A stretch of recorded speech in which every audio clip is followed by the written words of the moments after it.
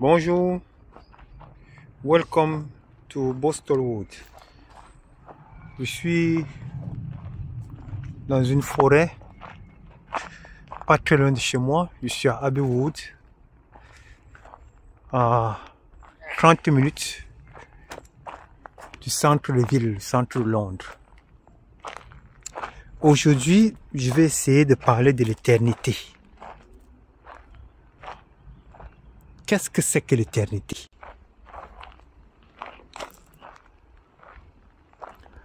L'éternité dans la religion, c'est le paradis.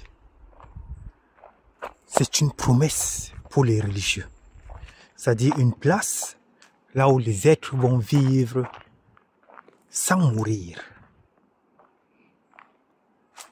Ils vont vivre et vivre et vivre. Bon, l'éternité. Pour parler, on ne peut pas parler d'éternité si on ne parle pas de mort. Parce que l'éternité, c'est être, c'est demeurer, c'est ne pas mourir. Maintenant, qu'est-ce que c'est que la mort?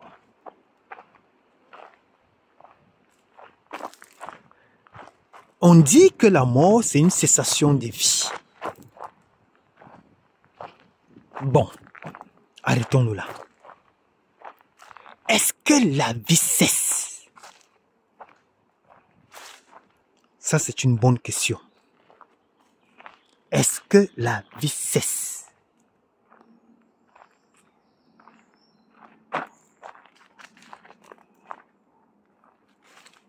On peut prouver que la vie cesse.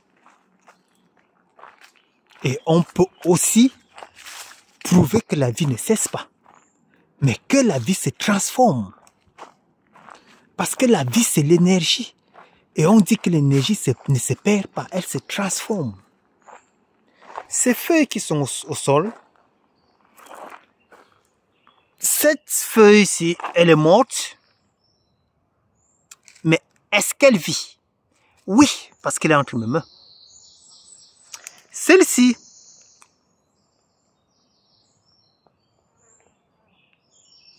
est différente parce que ces feuilles-ci sont en moitié mortes, mais celle-ci est complètement morte, mais elle est toujours en ma présence. Donc, qu'est-ce qui va se passer? Cette feuille va se transformer.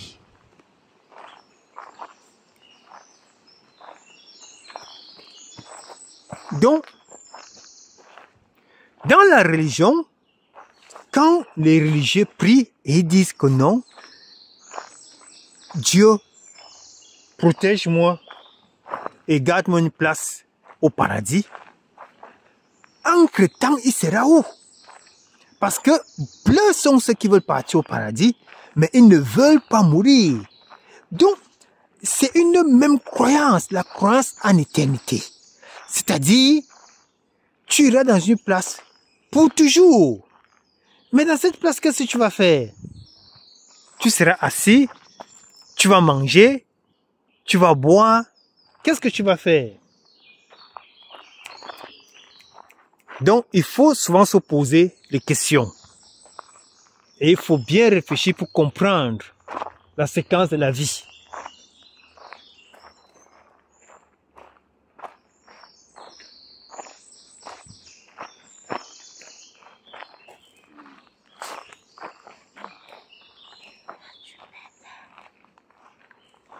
Donc, en continuant dans la même direction, la vie, l'existence ne cesse pas, mais elle se transforme. Mais maintenant, quelle est la philosophie qu'on a achetée? Qu'est-ce que vous a été vendu? Si on te dit, dans ta religion, que non, si tu te comportes bien, tu vas aller au paradis. Si on te dit que tu es un pécheur, on a déjà éteint la moitié de tes habilités. On a éteint ta capacité de t'aimer, ta capacité de découvrir, ta capacité de devenir. Parce que la négativité ne peut pas produire la positivité. Quand on dit que tu es un pécheur, on a tué cette capacité, cette créativité. Cet arbre est coupé. Est-ce qu'il vit ou il est mort? Très bonne question. Certains diront qu'il est mort, mais moi je dis qu'il vit parce qu'il est présent. Et en le transformant, il peut produire de très beaux meubles. Ces meubles vivront parce qu'ils pourront maintenir, garder les choses et embellir l'environnement. Donc, ce sont les étapes de transformation. Le paradis qu'on promet aux êtres humains, il est ici, il est avec nous. Nous ne sommes pas par terre, nous sommes au paradis. Il suffit de regarder autour de nous. Si on était par terre, on ne devait pas voir les étoiles, on ne devait pas voir la lune, on devait être par terre, dans une place isolée et avide. Mais comme nous sommes au paradis, on voit les étoiles, on voit le ciel, on voit la lune, on voit le soleil. Donc si quelqu'un te dit que le soleil est à 100 000 millions de kilomètres, mais tu dis à la personne que je ne savais pas que mes yeux pouvaient voir à 100 000 millions de kilomètres. Le soleil n'est pas loin de toi. La lune n'est pas loin de toi. C'est pour cela que certains eux-mêmes ont même voulu partir à la lune. Ils continuent à dire aujourd'hui que non, ils sont partis à la lune il y a 100 ans. Mais ils ne reconnaissent plus la route. Mais moi, je vous dis, nous sommes au paradis. Et nous sommes éternels. Si tu veux comprendre la vie, il faut comprendre la nature. Il faut observer la nature. La nature, c'est ce que nous sommes. La nature, c'est le témoin vivant de l'éternité. C'est-à-dire, tout se renouvelle. Et c'est ça l'éternité. Rien n'est créé si ce n'est éternel. Celui qui te dit que l'être humain a apparu et il y a 2000 ans, il était un singe, il avait une queue, il avait ceci, cela. Mais celui qui dit ça, c'est lui qui a créé l'être humain. Mais la création, en général, n'a pas de début. Quand il faut parler d'éternité. Parce que les gens confondent quand ils disent l'être humain a commencé comme ça, il était un singe, après l'intelligence est entrée, après la sagesse a fait ceci. Non.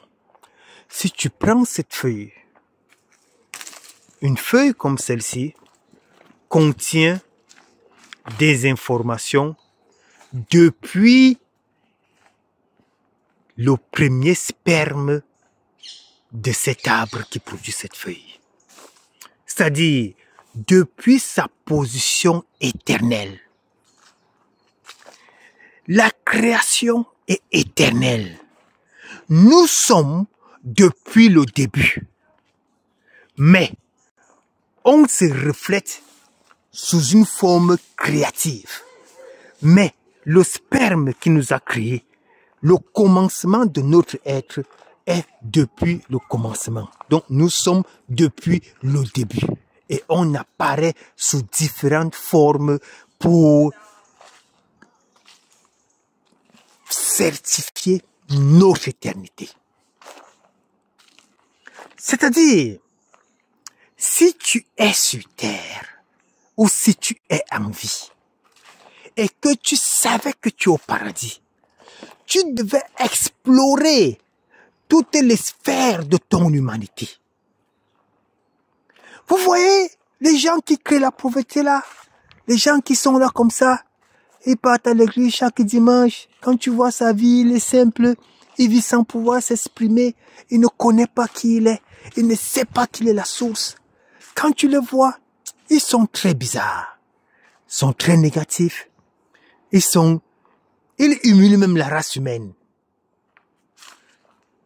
Toutefois sans les dénigrer, mais c'est de l'humiliation. Parce que nous sommes des lumières. Tout ce que tu vois à l'extérieur, Le ciel, les étoiles, le soleil, la lune se retrouvent à l'intérieur de toi. La mort, ce n'est qu'un passage, c'est un petit tunnel qui te permet d'aller de l'autre côté. On meurt chaque jour, chaque nuit, on meurt, on passe de l'autre côté en rêvant. Il y a même des gens qui passent de l'autre côté dans la journée. Tu vois que quelqu'un est là, si tu l'appelles Jean, il est à côté de toi, les oreilles mais n'attend pas. Il est où? Il était de l'autre côté. Il était dans une autre ville, là où il a passé un séjour. Son esprit est reparti visiter le séjour et voir même les gens qui sont dans cette place. Mais parce que nous ne sommes pas assez développés, on passe le temps à manger la viande, les viandes boucanées, on mange les créatures qui sont comme nous, on passe le temps à faire n'importe quoi et tous nos sens sont bouchés et on ne comprend pas là où nous sommes. Et les êtres humains, les méchants, nous attrapent. Quand tu lis certaines écritures, on te dit que la guerre est au paradis. Oui, les mauvais agents ont voulu prendre l'amour. Ils ont voulu enfermer le Créateur. Il y a eu la guerre et on les a poussés. Non, nous sommes au paradis. Et la vie est éternelle. La vie, c'est une bonne expérience. C'est une accumulation d'informations. Tout ce que tu vois, c'est une information. Il n'existe rien à part l'information. Et toutes les langues, c'est la même chose. L'explication de ce qui existe. Quelle qu'en soit la langue que tu vas parler, quel qu'en soit ce que tu vas écouter, quel qu'en soit ce que tu verras, le chinois, le mandarin, l'africain, le ceci, le cela, tous racontent les mêmes choses. Tous expliquent ce qui est visible. Il n'y a pas de différence. L'éternité, c'est un toucher, c'est une expression, c'est une transformation dans ce monde multidimensionnel. Découvrez-vous, découvrez les délices de votre humanité. Sortez des fausses philosophies, vivez pleinement votre expression parce que vous êtes une expression, je suis une expression. Et la connaissance n'a pas de limite. La connaissance est éternelle. La connaissance, c'est tout ce qu'il y a. En Afrique, dans les temples, c'était écrit. La connaissance ne se vendait pas. On ne vend pas la connaissance parce que c'est tout ce que nous sommes. L'univers, ce n'est que de l'information. Et l'information ne se vend pas. Ça se découvre, ça se régénère, ça se transforme et ça continue. L'histoire qu'on vous vend une place là où vous êtes déjà, le paradis. On vous dit que vous êtes des pécheurs. Parce que sans péché, tu n'aurais pas à vouloir te racheter. Mais l'univers a deux pôles. Le pôle positif et négatif. Ça se retrouve dans tout ce qui existe. Donc quand toi tu te places en tant que pécheur, comment tu peux accepter rien que le pôle négatif alors que le positif est aussi dans toi? Donc, quand tu acceptes que tu es pécheur, on t'a vendu une partie de la vérité. On ne t'a pas vendu l'autre partie de la vérité. C'est que tu es aussi divin. On te dit que tu es pécheur, on ne te dit pas que tu es divin. Mais renversons un peu la pièce. Si on te disait que tu es divin, si on te disait que tu es ce qui est, tu es le commencement, tu es ce qui a toujours été. Parce que il n'y a pas vie s'il n'y a pas l'éternité. On ne confond pas les choses. La vie, c'est l'éternité. Cela veut dire que si tu es, tu seras toujours. Et tu es sous différentes formes, dans différents mondes en même temps. C'est pour cela qu'il y a la mort. Parce que c'est une transformation. C'est un passage. Mais ne crois pas que tu es à terre. Tu es éternel. Tu vis dans un paradis. C'est à toi de décrire ce paradis. Tout ce que tu parles se produit quand tu connais que tu es divin. Mais si tu ne connais pas que tu es divin, tu es sujet d'exploitation par d'autres créatures. Mais si tu te lèves dans ton l'éternité pour découvrir, pour grandir, pour devenir, pour demeurer, pour t'éterniser de vie en vie, en procréant, en te transformant. Donc quand tu passes de l'autre côté, tu vois ces passages, tu es content, tu dis oui, j'étais ici, j'ai fait ceci, j'ai fait cela. Il y a certaines personnes que leurs paroles ne partent pas. 2000 ans, c'est toujours là. 3000 ans, c'est toujours là. 10 000 ans, c'est toujours là. Toutes les écritures, tout ce qui a été créé depuis l'Afrique antique en Égypte est toujours là. Parce qu'ils ont tapé dans leur éternité. Mais si une voix, une parole peut faire 10 000 ans, tu crois que la personne qui a prononcé cette parole-là a seulement fait 5 jours et elle attend le paradis? Non. Il continue à vibrer.